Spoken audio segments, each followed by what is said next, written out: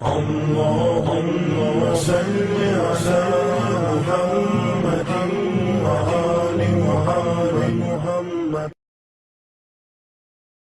Bismillahirrahmanirrahim. Səhih və mötəbər bir hədisdə Resul-i Əkrəm sallallahu aleyhi və alihi və səlləm buyurur: Aliyyun ma'al Qur'an vel Qur'anu ma'a Ali. Ali Qur'anla birgədir və Qur'an da Ali ilə birgədir. Bu mühüm bir mənanı özündə daşıyan hədisdir. Və hədisin dəlalətini, işarətini və ya mənasını başa düşmək üçün iki sual ortaya çıxır. Birincisi, niyə Resul-i Əkrəm sallallahu aleyhi və alihi və səlləm birlikdə ifadəsini iki dəfə təkrarladı? Əli Qur'anla birlikdədir, bir. Və Qur'an Əli ilə birlikdədir. İki dəfə bircə ifadəsini Peyğəmbərimiz təkrarladı. Bu bir sual. İkinci sual da bundan ibarətdir ki, nə üçün hədisin əvvəli Əli ilə başladı və sonu da Əli ilə qurtardı? Ərəbcə necədir? Aliyyun ma'al Qur'an. Əli Qur'anla birlikdədir. Vel Qur'anu ma'a Əli. Qur'an da Əli ilə birlikdədir. Əvvəli və sonu Əmirul Mümininin adıyla xətm olunur. Hər iki sualın cavabını başa düşsək, hədisin mühüm mənasını anlamış olaraq, dəlalətini əldə etmiş olaraq. Başlayaq birincidən. Niyə Resul-i Əkrəm sallallahu aleyhi və alihi və səlləm bircə ifadəsini iki dəfə təkrarladı? Halbuki ehtiyac yox idi. Normal münasibətlərdə bir dəfə də deyilsə kifayət eləyər. Yəni gündəlik danışıq dilində bir nəfər desə ki, Əli Həsənlə birlikdədir, təbii olaraq anlaşılır ki, Həsən də Əli ilə birlikdədir. Ürf belə başa düşür. Belə olan halda nə üçün Peyğəmbərimiz təkrara yol verdi? Əli Qur'anla birgədir və Qur'an da Əli ilə birgədir. Hikməti və səbəbi nədir? Cavabında deyərik iki əsas səbəbi var. Birincisi, Peyğəmbərimiz təaduli rütbiyə işarə elədi. Bu nə deməkdir? Yəni, Həzrəti Əli ilə Qur'an-ı Kərimin bərabər olduğuna işarə etdi. Eyni dəyərə malik olmağını bildirdi. Əgər Əli ilə desəydi, Əli Qur'anla birlikdədir desəydi, ürfün, insanların zehnində tamam bir başqa məna yaranmış olardı. Çünki ürfdə necədir? Adətən bir insanın məqamını qaldırmaq üçün onu ondan da daha üstün olan bir şəxslə bircə qərar verirlər. Məsələn, istəyirsən Həsənin məqamını ucaldasan. Onu Həsəni ondan da daha üstün, şən məqamından daha yuxarı olan bir şəxslə bircə qərar vermək lazımdır. Həsən alim ilə birlikdədir. Alim Həsəndən yuxarıdır. Həsən alim ilə birlikdədir deyəndə, yəni Həsən aşağı məqamda idi, o alim isə yuxarı məqamda idi. Bu sözlə Həsənin məqamını biraz dərəcəsini yuxarı qaldırırsan. Qur'an-ı Kərimdə də var. Muhammedur Resulullah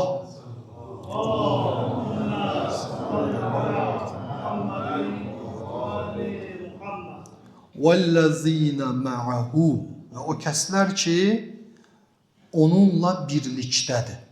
Peyğəmbərimiz ali məqam, kimlər ki onunla birlikdədir, yəni ona tabe olurlar, ondan əxs eləyirlər, öz məqamlarını qaldırırlar. Və yaxud kunu ma'as sadiqin, sadiqlərlə birlikdə olun. Tam doğruluq sahibi olan şəxslərlə ki, məsumlarımızdır. Bugün də Həzrət-i Muntəzər Məhd əleyhissalamdır. Onlarla birlikdə olun. İstəyirsən ki, şənin uca olsun, gərək sadiqlə birlikdə olasan. Allah-u Teala buyurur ki, onlar ki, sadiqlərlə birlikdə olacaqlar, sadiqlərin mərtəbəsi onlardan alidir, onlar sadiqlərdən şəniyyət əldə eləyəcəklər. Ucalıq götürəcəklər.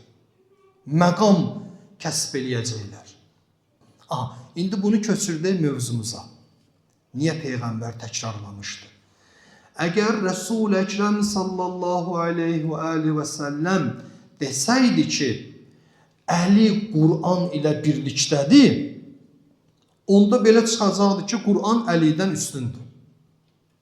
Əli Qur'andan nə edir? Məqam əxs eləyir. Qur'an üstündür, ondan şənini ucaldır.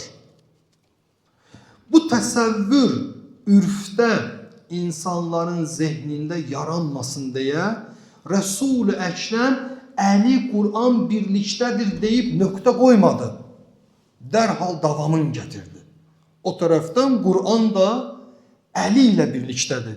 Əli Qur'andan məqam kəsb etdiyi kimi Qur'anın özü də Əlidən məqam kəsb edir. Resul-i Əkrəm sallallahu aleyhi və aleyhi və səlləm bu hədisi ilə Əli əleyhissalamla Qur'an-ı Kərimin eyni dəyərə malik olmasına işarə edir. Bu bir. İkinci səbəb məiyyətil məcmuiyyə. Birlik, vəhdaniyyətə işarə edir. Əli Qur'an ilədir, Qur'an Əli ilədir. Yəni bunlar eyni şeydir. Qur'an və Əli bir-birinə güzgüdürlər. Əgər Qur'anı Mövla Əlinin qarşısına qoysaq, o Qur'an Əli əleyhissalam üçün güzgüdür. Və yaxud əksinə, Əli əleyhissalamı Qur'anın qarşısında dayansa, Həzrət Əli Qur'an üçün güzgüdür. Bir-birinə güzgüdürlər. Hər ikisində vəhdaniyyət var, birlik var. Və hər ikisi bu birlik nəticəsində tam həqiqətləri üzə çıxarırlar. Baxın, Qur'an-ı Kərimin özünə aid hansı xüsusiyyətləri varsa, onlar Əmirül Möminində də var. Axı, vəhdaniyyəti var. Qur'an-ı Kərimin özünə məxsus xüsusiyyətləri var ki, özü Qur'an həmin xüsusiyyətlərə kitabda toxunur. Nəhl surəsi 89-cu ayə bildirir ki, Qur'an elm xüsusiyyətinə malikdir. Qur'an alimdir. Bismillahirrahmanirrahim. Və nəzzəlnə aleykəl kitəbə. Biz sənə kitabı nazil etdik. Qur'anı. Necə bir kitabdır? Tibyənən likulli şey. Hər bir şeyi açıqlayandır, bəyan edəndir. Qur'an özünü hər bir şeyi bəyan edən kimi təqdim edir. Yəni özünü alim olaraq təqdim edir. Alimlik, elm Qur'anın ən ümdə xüsusiyyətlərindən biridir. Başqa ayələrdə nə buyurulur? Ən'am surəsi 38-ci ayə. Mə fərrətnə fil kitabi min şeyin. Biz bu kitabda heç bir şeyi gözdən qaçırmamışıq.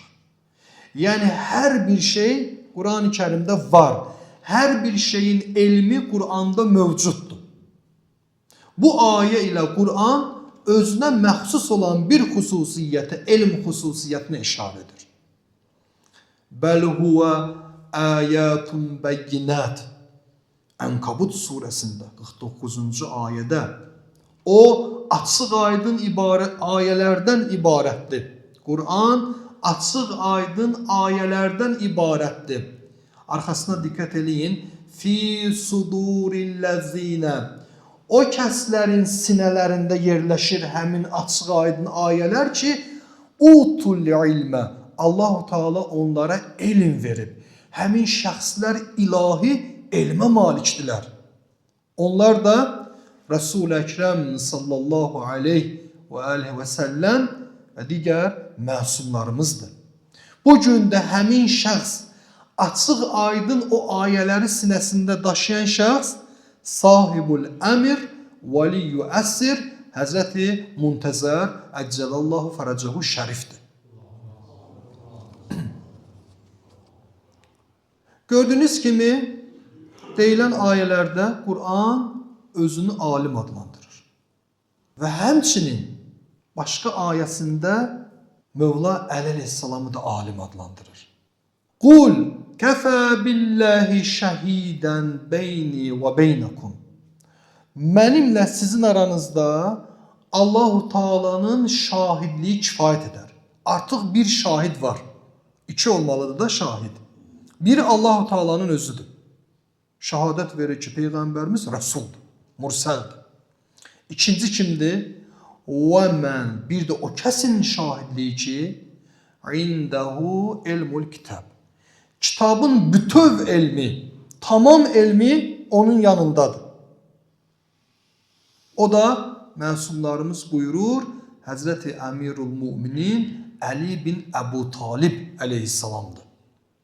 Quran da özünü alim adlandırır, Əmirul Müminini də alim adlandırır. Ona görə Resul-i Ekrem təkrara yol verir, buyurur ki, Əli, o alim, Quranladır, Quran da Əli ilədir. O Quran ki, Əleyhisselamın sinəsində mənaları ilə, batini xəzinələri ilə aşıb daşırdı. Sünnət də həmçinin belə buyurur. Sünnət də Quran-ı Kərimlə Mövla Əleyhisselamın vəhdətinə işarə edir. Ayrılmaz olmağına işarə edir. Səqələyn hədisində Resul-i Ekrem sallallahu aleyhi ve sellem nə buyurdu? Təraktu fikum əs-səqələyn. Sizin aranızda iki ağır əmanət qoyub gedirəm. Mə in təməssəktum bihimə. Əgər hər ikisinə sarılsanız, demir birinə. Birinə sarılsan, yolunu azarsan. Hər ikisinə, həm Qur'ana, həm də Əliyə sarılsan, lən təzillu, heç vaxt yolunu azmazsan. Ona görə Resul-i Ekrem sallallahu aleyhi ve sellem bu vəhdətə işarə etmək üçün dedi ki, Əli Qur'anla birlikdədir, Qur'an da Əli ilə birlikdədir. Bu bərabərliyə, eyniyyətə işarə edir. Bir nümunə çəkək buna. Məsələn, kilidlə açar. Əgər açar olmasa, kilid heç bir işə yaramaz. Açar var, kilid olmasa, açar heç bir işə yaramaz. Hər ikisi bir yerdə olanda tam işi yerinə yetirirlər. Eynən Qur'anla da Həzrət Əli belədir. Hər ikisi bir yerdə olanda bir-birini tamamlayırlar və hər biri digərinin tam mənasını göstərmiş olur. Burada bir qeydə toxunaq. Resul-i Ekrem ki buyurur, Əli Qur'anladır, Qur'an Əli ilədir ki, buradan çıxarış olunur, Qur'anda nə xüsusiyyətlər varsa özünə aid, hamısı Mövla Əliyə də aiddir. Buradan belə bir nəticəyə gəlirik ki, əgər Qur'anda ona aid olan xüsusiyyəti, Qur'anın özünə aid olan bir əlaməti məsum olmayana nisbət verərsənsə, yanlış etmiş olarsan. Xətaya yol vermiş olarsan. Məsum olmayana nisbət verə bilməzsən. Əleyhisselam məsumdur, ona olar. Hədis də onu deyir. Desən ki, filan kəs Faruqdur, məsələn, haqqı batildən ayırandır, yanlış etmiş olarsan. Axı deyilməyib ki, filan kəs Qur'anla, Qur'an filan kəslə birlikdədir. O Əli barəsində deyilibdir.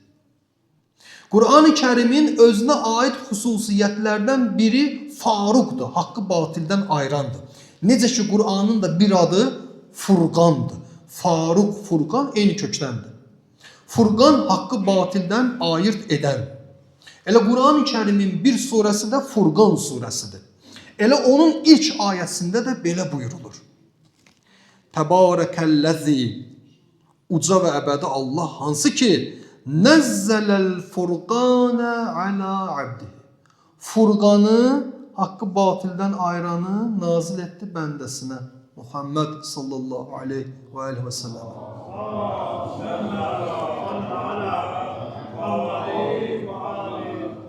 Allah-u Teala öz kitabını Furqan adlandırır, haqqı batildən ayıran. Demək, bu xüsusiyyət Qurana məxsusdur. Və biz də o hədisə əsasən dedik ki, Qurana məxsus olan xüsusiyyətlər Əliyə də məxsusdur. Çünki Resul-i Əkrəm buyurub, Əli Qur'an ilədir, Qur'an da Əli ilədir. Ki, Resulullah Həzrət Əlinin əlindən tutaraq belə buyurdu. Bu mənə ilk iman gətirən və qiyamət günündə mənimlə ilk görüşəcək olandır. Özü isə böyük siddiq, tam doğruluq sahibi və bu ümmətin Faruqudur, haqqı batildən ayıranıdır. Bu xüsusiyyət ki, Qurana aiddir, ancaq Əli barəsində deyilə bilər. Başqa qeyri-məsum və sahabə barəsində Faruq kəlməsi işlənərsə yanlış olar. Bəli, birinci sualın cavabları idi. İkinci sual nədir? Nə üçün Peyğəmbərimiz hədisində Əlinin adı ilə başladı və Əlinin adı ilə xətm etdi? Ərəbcədə necədir? Aliyyun mə'al Qur'an. Əli birinci gəldi. Vəl Qur'an mə'a Əli. Sonda da Əli gəldi. Səbəbi nədir? Sirri nədir bunun? Biz elə müəyyən qədərin bilirik. Görün, burada başqa nə batini mənalar var. Bunun səbəbi, hikməti odur ki, Qur'an-ı Kərim və sünnət göstərir ki, Əli olmadan Qur'an tam açıla bilməz. Ona görə Peyğəmbərimiz Əli ilə başlayıb, Əli ilə qurtarır. Qur'an-ı Kərimdə necə ayələr var? Ümum və xüsus. Müfəssəl və mücməl. Mütləq, qeydsiz və müqayyəd. Qeydli. Möhkəm və mütəşabih. Bu ayələri açıqlaya bilən şəxslər ilahi elmə malik olan şəxslərdir. Çünki Qur'an işıqdır. Həzrət Əli isə o işığı əks etdirən bir güzgüdür. İşıq tək başına görünə bilər. Amma güzgü olmasa, onun parıltısı aşkar olmaz. Əli əleyhissalam Qur'an işığının parıltısını aşkar edən bir güzgüdür. Ki onun vasitəsilə Qur'anın dərin və həqiqətləri açılmış olur. Allah-u Teala bizi Əmirul Müminin və onun pak övladlarının nurundan ayrı düşməyən salih qullarından qərar versin.